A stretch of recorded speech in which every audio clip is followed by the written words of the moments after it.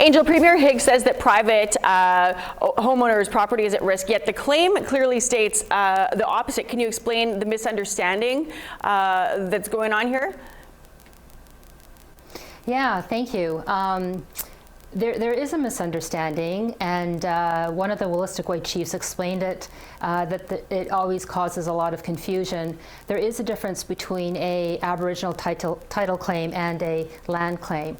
Land claims are usually about First Nations communities where the allocated reserve that we used to call them was given to the First Nation, and over the years it has become smaller or different parcels of land, and normally the First Nation files a claim and there's usually compensation for that land. It's more like a property thing. Aboriginal title claim, as everyone probably all knows, that is the traditional territory before European contact. And that's what the Wolastoqey are interested in. And with Premier Higgs' reaction, it was quite severe. And it seems, the chiefs told me that it seems like the Premier is not too clear about what Aboriginal title claim is. His reaction was quite swift and very strong.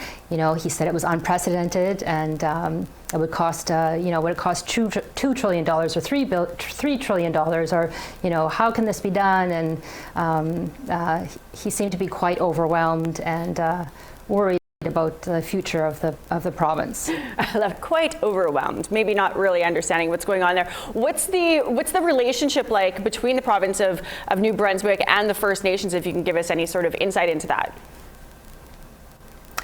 Well, I think people are aware, if they've been following the news. In June 2020, there was 2 police shootings. Chantel Moore was shot at her doorstep in Edmundston by a police officer during a wellness check.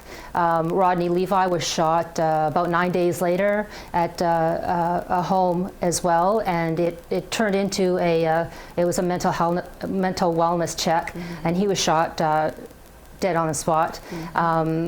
After that happened, there was outrage in the Wolastoqey community and the Mi'kmaq community for this entire region, actually.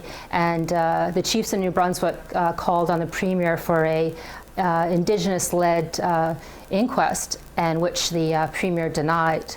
And there's been walks and calls for justice ever since for the injustices and discrimination in the justice system and in policing.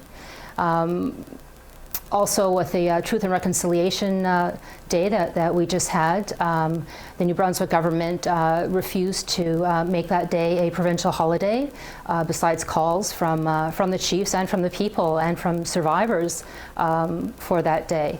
Also, there is a Truth and Reconciliation process going on that the province is conducting, and the chiefs have spoken publicly saying that they're not being consulted or taking part of this process.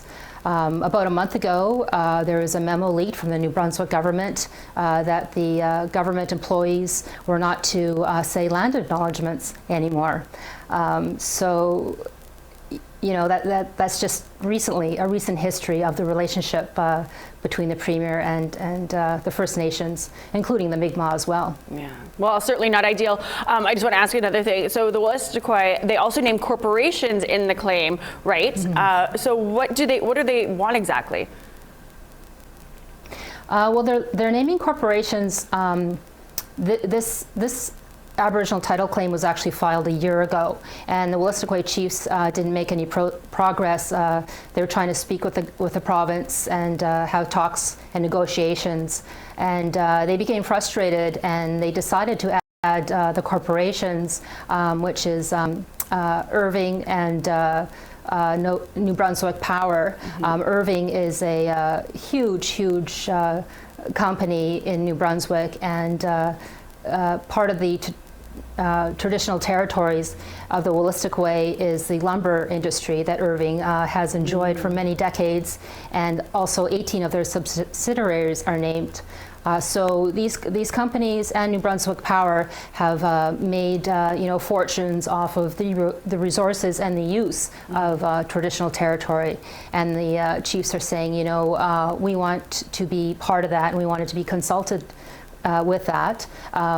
As said in their treaties, their peace and friendship treaties, the Wolastoqey with the Crown says that the Wolastoqey have the right to hunt, fish, trap, and live on their traditional territories as they did before European contact.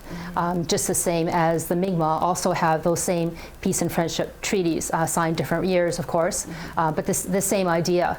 The Mi'kmaq are actually also in the process of filing an Aboriginal title claim, and their elders and knowledge keepers are working to develop a map of their traditional territory.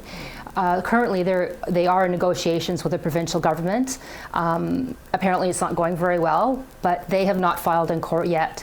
And I spoke to new regional chief Joanna Bernard, who actually just found out she became regional chief in the midst of all this happening.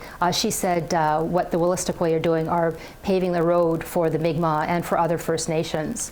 And her response to Premier Higgs was that he was a ding-dong, because she says, and the other Wolastoqey chiefs say that he's fear-mongering, and what he's saying is actually not valid.